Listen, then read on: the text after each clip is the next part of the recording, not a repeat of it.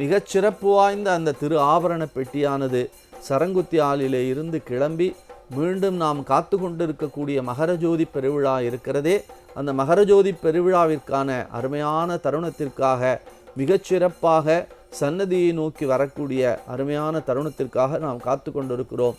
இதோ மகரஜோதி பெருவிழாவிற்கான அடுத்த கட்டமாக சரங்குத்தி ஆலிலே இருந்து திரு ஆபரண பெட்டி கிளம்புகிறது. ஓம் சுவாமியே சரணமையப்பா, அச்சங்கோயில் அரசே சரணமையப்பா, குளத்துப்புலை பாலகனே சரணமையப்பா, 18ஆம் படிக்கு அதிபதியே சரணமையப்பா, ஓம் சுவாமியே சரணமையப்பா, ஓம் சுவாமியே சரணமையப்பா, ஓம் சுவாமியே சரணமையப்பா. மிகச் சிறப்பாக சரங்குத்தி ஆலிலே வைத்து பூஜிக்க பெற்ற அருமையான திரு ஆபரண பெட்டிகளானது சரங்குத்தி ஆலிலே இருந்து சன்னிதானத்தை நோக்கி நடக்கக்கூடிய அருமையான தருணம். இதோ மகரஜோதிக்கான அருமையான நேரத்தை நோக்கி நாம் நகர்ந்து கொண்டிருக்கிறோம் என்று சொன்னால் அது நாம் பெற்ற பெயராக இருக்கிறது. இந்த திரு ஆபரண பெட்டியை மிக அருகிலே பார்த்து தரிசிக்கக்கூடிய மிகப்பெரிய பேற்றினை நாம் பெற்றிருக்கிறோம். இதை சுமந்து கொண்டு வரக்கூடிய மிகப்பெரிய பாக்கியசாலிகளாக அவர்கள் இருக்கிறார்கள். அதன் மேலே இங்கே புதிதாக மாலைகள் எல்லாம் சூட்டப்பெற்று சரங்குத்தி ஆலிலே இருந்து இப்பொழுது அருமையான காட்சி தரக்கூடிய திரு ஆபரண பெட்டியை அவர்கள் சுமந்து சன்னிதானத்தை நோக்கி நடக்கக்கூடிய மிகச் சிறப்பு வாய்ந்த தருணம்.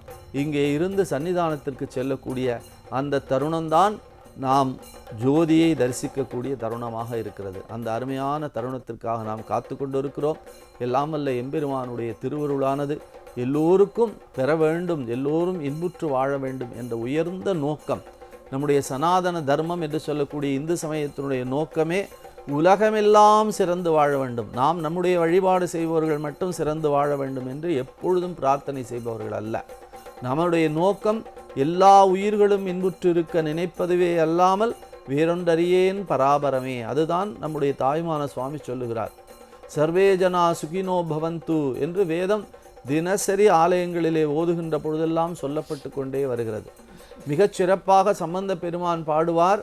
பாழ்க அந்தனர் வானவர் ஆனினம் வீழ்க தன்புனல் வேந்தனும் ஓங்குக ஆழ்க தீயதெல்லாம் அரண் நாமமே சூழ்க வையகம் துயர் தீர்கவே என்று சொல்வார். வையகம் இந்த உலகம் முழுவதுமாக துயர் நீங்கி இன்பமாக வாழ வேண்டும். உலகத்திலே ஆங்காங்கே போர்கள் எல்லாம் நடைபெற்று கொண்டிருக்கிறது, வருடக்கணக்காக நடைபெற்று கொண்டிருக்கிறது போர்கள் எல்லாம்.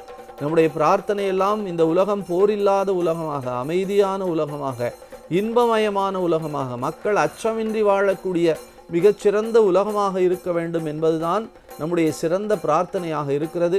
அத்தகைய மிகச்சிறந்த பிரார்த்தனையை உள்ளடக்கித்தான் இப்பொழுது பந்தள அரண்மனையிலே இருந்து வருகை தந்த திரு ஆபரண பெட்டியானது சரங்குத்தி ஆலிலே வைத்து மாலைகள் சார்த்த பெற்று வழிபாடு செய்ய பெற்ற அருமையான தருணத்திலே இருந்து மீண்டும் இதோ நம்முடைய சன்னிதானத்தை நோக்கி திரு ஆபரண பெட்டியானது கிளம்பி இருக்கக்கூடிய தருணம்.